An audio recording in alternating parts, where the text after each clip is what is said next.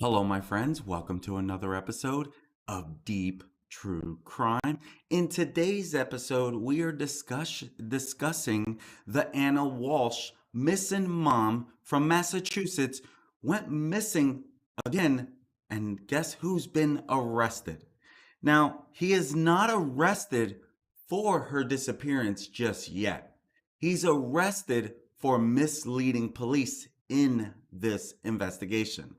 Why would he mislead police in this investigation? The husband. We see this too much time and time again. Obviously, the internet people are already saying the husband is responsible. Of course, everyone is due their day in court. And guess what? He is in court as we speak. Might be finishing up. Don't know 100% sure.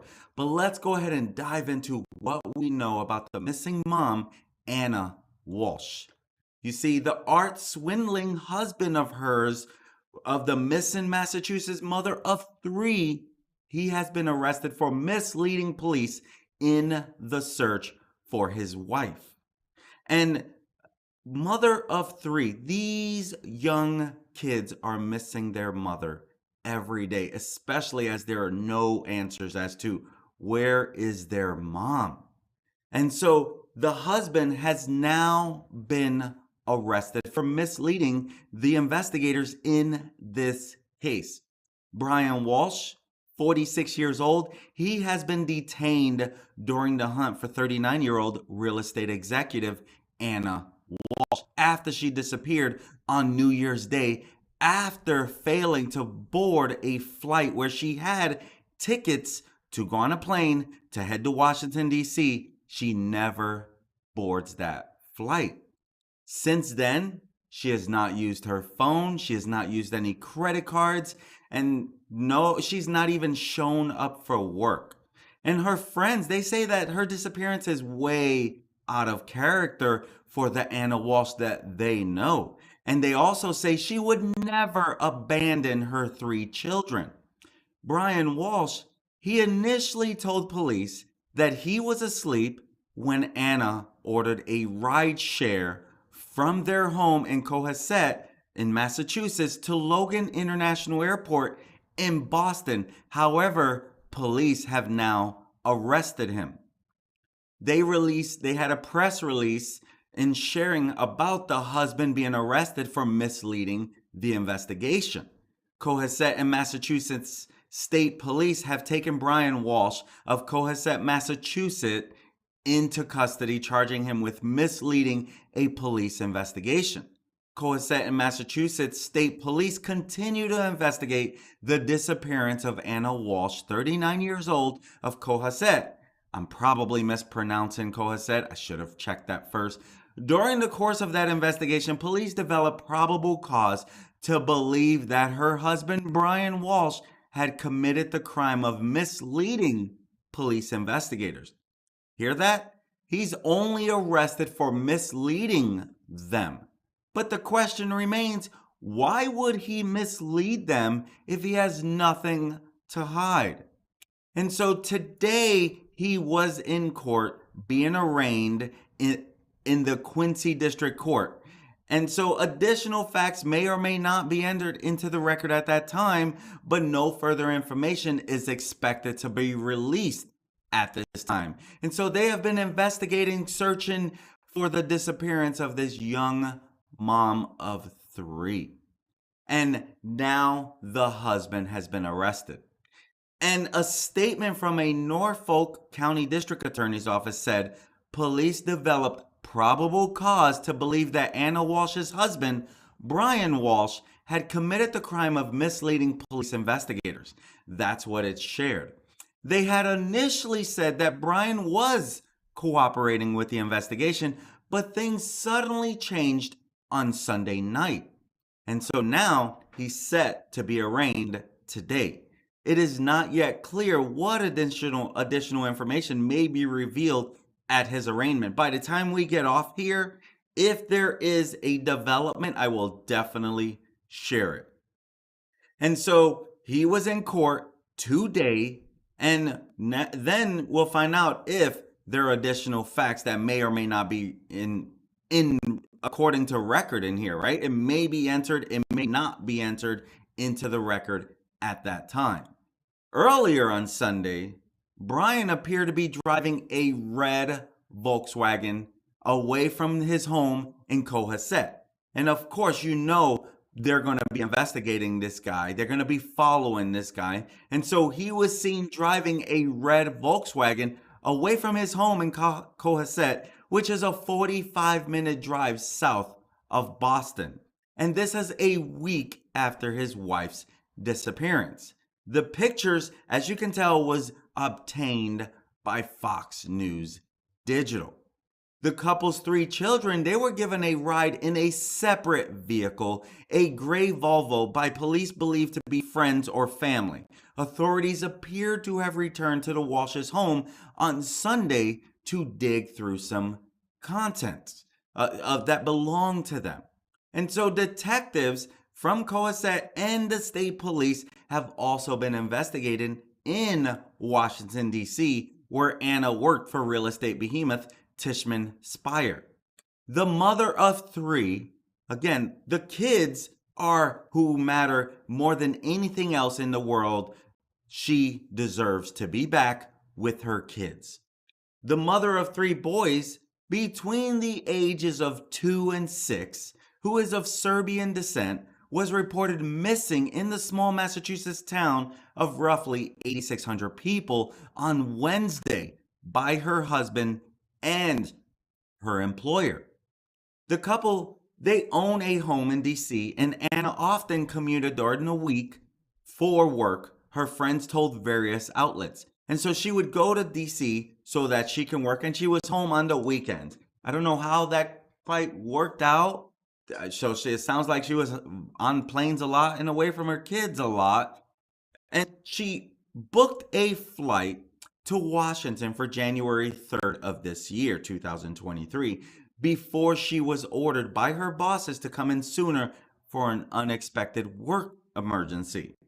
She was last seen leaving her home at about 4 a.m. on New Year's Day. She is said to have caught a rideshare bound for Logan International Airport in Boston, where her flight was taken off from. Cohasset Police Chief William Quigley, he said that Anna never got on the plane. Let's be real. They can easily track any movement when it comes to getting on that plane. So it's a good reason to believe that she did not get on that plane.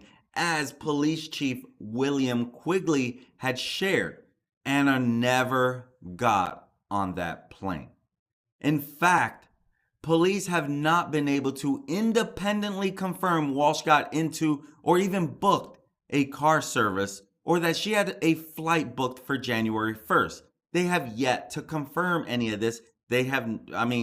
You would think if she booked a rideshare, there would be a record of that somewhere. Friends, they also noted that Anna's normally active social media presence went silent since the start of the new year, which, as we know, that alone can be alarming if someone uses social media quite a bit. But a lot of people also detox from this social media stuff, right? And so some of this is not so crazy out of the ordinary, but if you're used to a certain way that a person lives their life, you don't expect crazy changes overnight. And so in a brief statement on her disappearance, Tishman Speyer, who she worked for, which Anna has been a part of with her agency since February of last year, she said, "We are actively assisting the local authorities in their ongoing search for our beloved colleague Anna and are praying for her safe return." Anna, she's a graduate of Cornell University, and she worked for various U.S. real estate companies after obtaining a degree from the University of Belgrade. She's described as having brown hair, brown eyes. She's 5 feet 2 inches tall with an estimated weight of about 115 pounds. Pretty small, where someone could easily do something to this young lady. I hope not. Police said she left no digital footprints since she went missing. Her cell phone has been turned off, credit cards left unused. While police searched for Anna on Friday and Saturday, there was also a fire at a home in Cohasset that she owned before it was sold in March for nearly $1.4 million. She bought that home for $800,000. So that's a sizable profit right there. She's a real estate agent. She knows how to do this stuff, right? And so state police and local authorities, they determined the cause of the fire was accidental and not believed to have any connection to her vanishing. The current occupants of the home, they escaped safely. Anna's husband, Brian, as I shared, he is currently awaiting sentencing in a fraud case involving the sale of two fake Andy Warhol shadow paintings to a South Korea buyer for $80,000. That's according to court records. And you can see this is one of the paintings.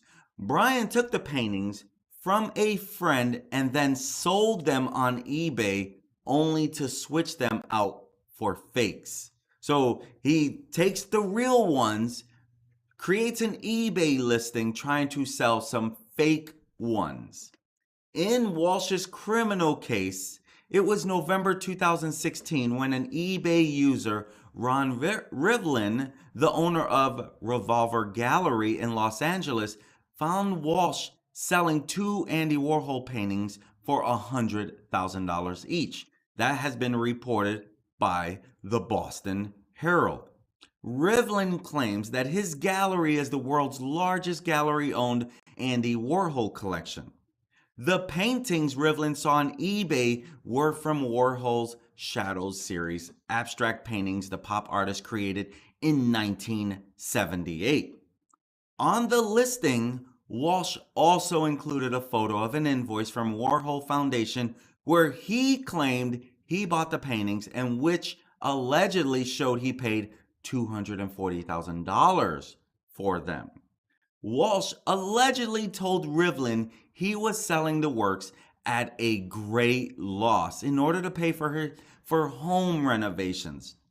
That is what was reported from Boston Herald. Rivlin believed they were authentic and contacted Walshe in early November, arranging to purchase both paintings outside of eBay for $80,000. And so the pair, they signed a contract which explicitly stated that Rivlin had 3 days to get a full refund, according to the Massachusetts DA's office. On November 7th, Rivlin's assistant flew to Boston to collect the paintings and gave Walshe an $80,000 cashier's check, which was deposited that day. The next day, Rivlin unwraps the paintings and found there were no authentication stamps on the back from the Warhol Foundation and that the canvases looked new. Next, he compares the paintings to the photographs on eBay and determined they were different. After concluding the paintings in his possession were inauthentic, he made repeated attempts to contact Walshe. The Boston Herald reported that phone records show Rivlin called and texted Walshe from November 8th to November 12th. Now remember, he has 3 days to get his money back. When he's contacting Walshe, none of his calls or texts were answered from Brian Walshe. According to the district attorney's office, when Walshe did reply, he made several excuses for not refunding the money immediately. After Walshe refunded Rivlin just $30,000 of $80,000, the gallery owner said he had contacted the FBI.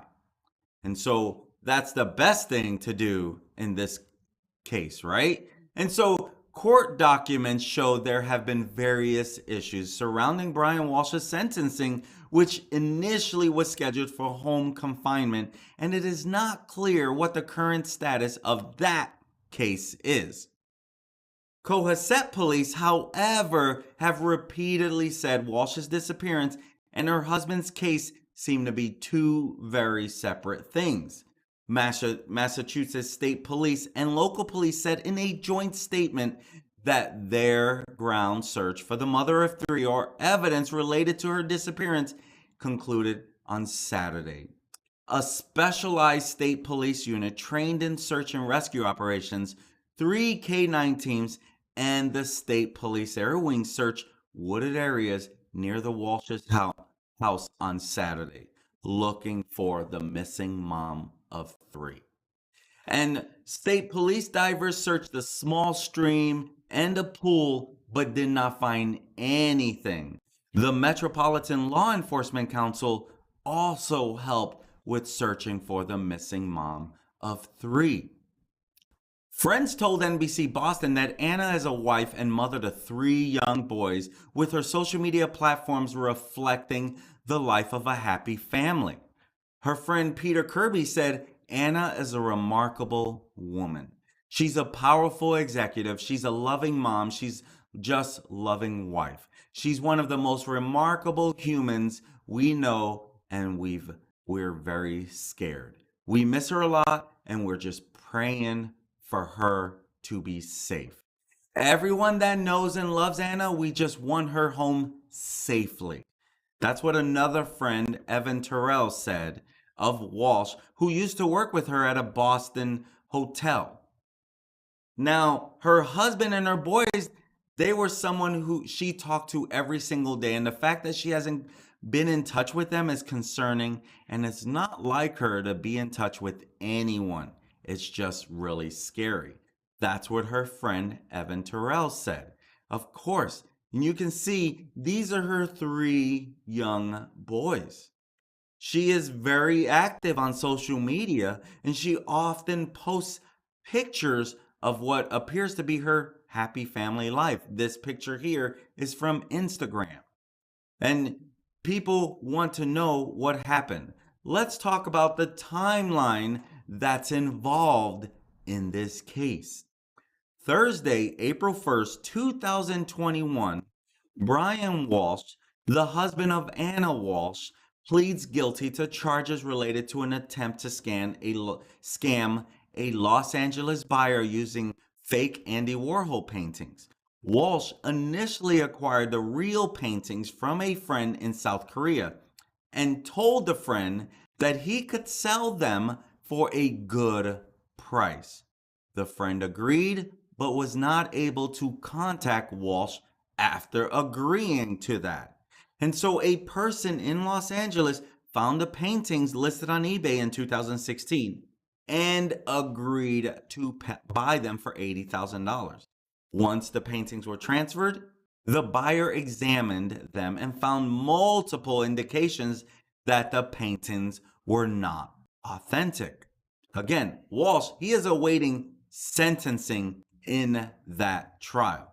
Now, on December 27th, 2022, the end of last year, and Anna Walshe, she plans to visit longtime friend Carrie Westbrook to see her new condo near Washington, D.C. That's what the Boston Globe had reported.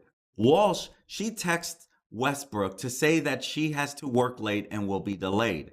After 2 hours, Walshe tells Westbrook that her phone died and she could not use GPS to get directions, so she returned home.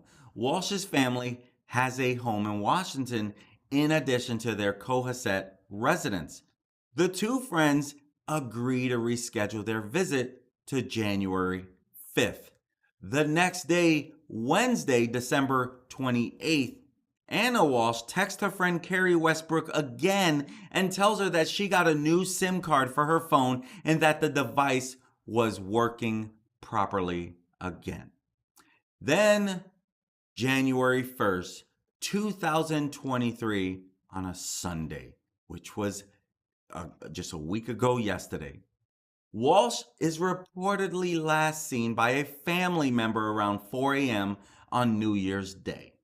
Police say Walshe, who regularly commuted between Massachusetts and Washington, she did have a flight booked for January 3rd, but she tells other people that she had to fly down on January 1st to handle an emergency at a property that she manages. Police were told that Walsh had bags with her as she left the house and that her husband was sleeping at the time. Her plan was supposedly to take a ride share to Logan Airport before flying to Washington. Police confirmed she never boarded a flight, but they are still working to determine if she successfully called a driver. Police say Walsh has not used her cell phone since New Year's Day. Wednesday, January 4th, Anna Walsh is reported missing. Officials received simultaneous reports of her disappearance from her employer and from her husband, Brian. On January 5th, which is a Thursday, Cohasset police announced that Anna Walsh is missing. Authorities conduct a search of Walsh's home on Chief Justice Cushing Highway in Cohasset and the surrounding areas. Detectives also investigate Walsh's home in Washington. They do not find any signs of her. Police say Brian Walshe is cooperating with the investigation. At that time, police launch another search from the parking lot of a Stop and Shop near Cohasset residence, where they live. Units from the Massachusetts State Police trained in search and rescue efforts comb the area with assistance from 3 K-9 teams and the State Police Air Wing. Again, that same day, on January 6th, a fire breaks out at a home that Anna Walsh used to own. The property is located at 725 Jerusalem Road in Cohasset. Walsh bought it for $800,000 in 2020 and sold it for $1.385 million in March of 2022. That's what the Boston Globe reported. Now, the fire that was on Jerusalem Road started near damaged piping close to a natural gas fireplace insert. Jake Wark, a spokesman for the State Department of Fire Services, that's what he told the Boston Globe. Officials, they say that the fire is not suspicious, and Police Chief William Quigley says it is a very strange coincidence, but nothing to do with it. The next day, January 7th, 2 days ago, the search of Walsh's Cohasset home and the surrounding areas launched Friday, resumed on Saturday. Authorities search until around 4:30 p.m. Again, K-9 teams, the MSP Air Wing, and other specialized units assist in the search. Police divers search a small stream and a pool with negative results. Police say that the ground search will not resume until police develop new information that so warrants it. And then the next day, investigators return to Walsh's Cohasset home. They begin working at around 9 a.m. that morning. State Police K-9 units are once again involved in this search. Police take photographs of a parked car near the home, according to Boston 25. Uniformed officers are seen carrying what appear to be hiking gear as they emerge from a wooded area near the house. A drone hovers over the property Sunday afternoon.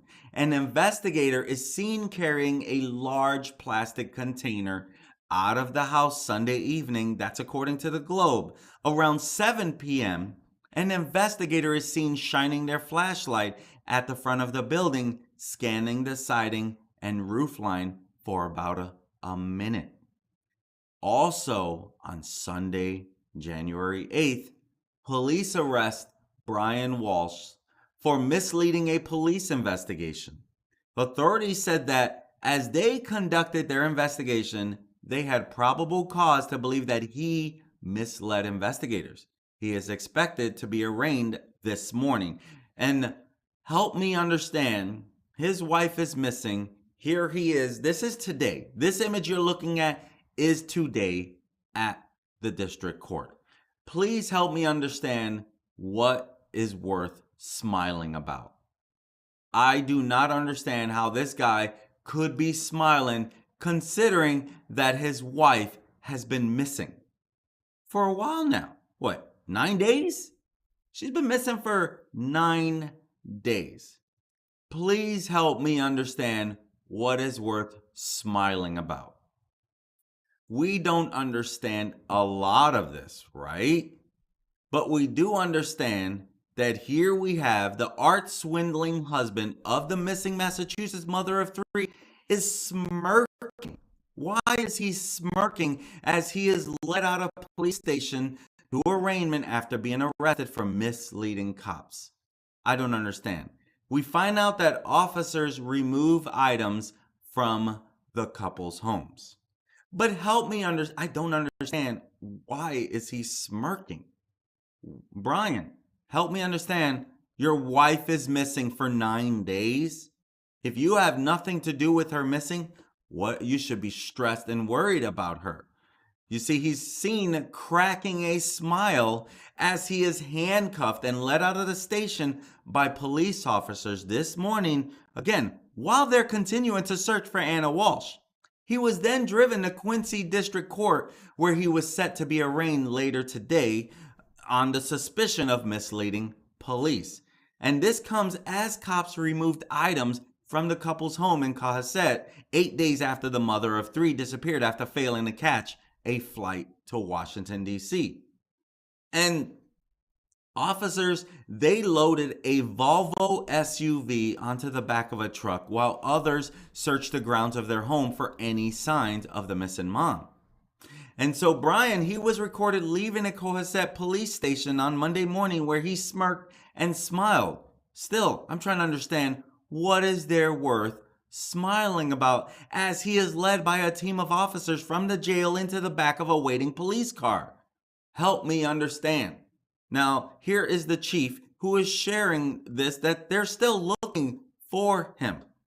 They're still looking for Anna Walshe. Again, she has not used her phone or any credit cards since disappearing.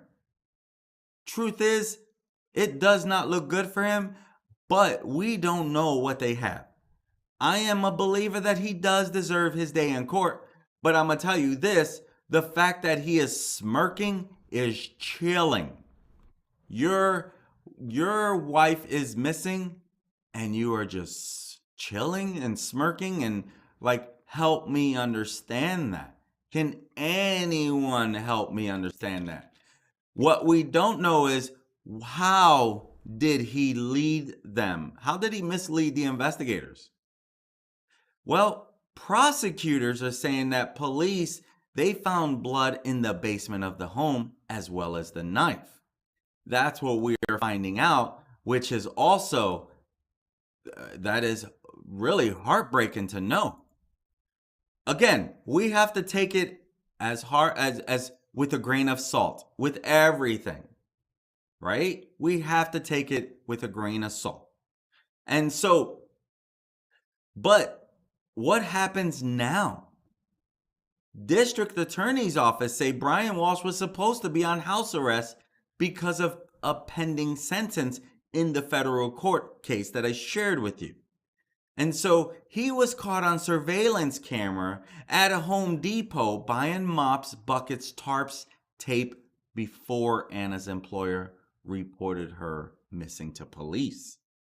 Again, more came out because he appeared in court.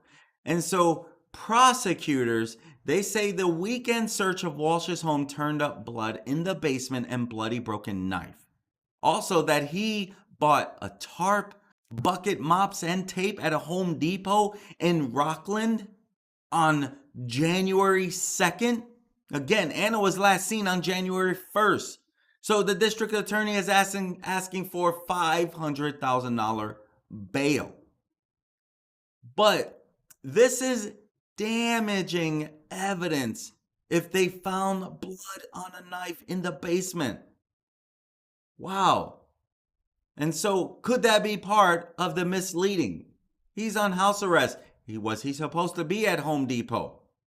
Again, this is breaking news as prosecutors say that blood was found in the basement and on the knife in Anna Walsh's home after she went missing.